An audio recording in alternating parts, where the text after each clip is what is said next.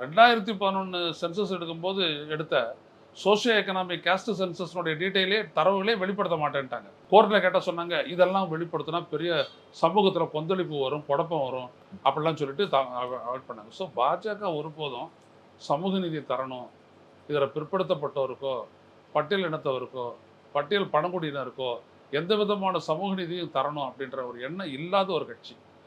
ஆனால் அவங்க யாருக்காக சமூக நீதியை கொண்டு போனாங்கன்னா, யாரால் சமூக நீதி மறுக்கப்பட்டதோ அந்த உயர் ஜாதிகளுக்கு எக்கனாமிக்கலி வீக்கர் செக்ஷன் 10% சொல்லி கொண்டு அது பண்ணாங்க. அதுக்கான தரவுகள் கூட இல்லை. அதற்காக அவங்க போராட்டம் கூட நடத்தலை. ஆனால் அவங்களுக்கு பண்ணாங்க.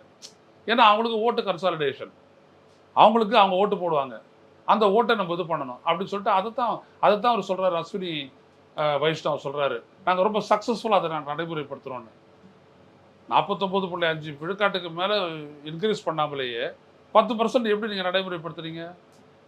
அப்புறம் இதில் பிற்படுத்தப்பட்டோர், தாழ்த்தப்பட்டோர், பழங்குடி அவங்களுக்கு இருந்த அந்த இதில் கோட்டாவில் இருந்து இவங்களையும் தூக்கி கொடுத்து இவங்களுக்கு பெனிஃபிட் பண்ணிங்க.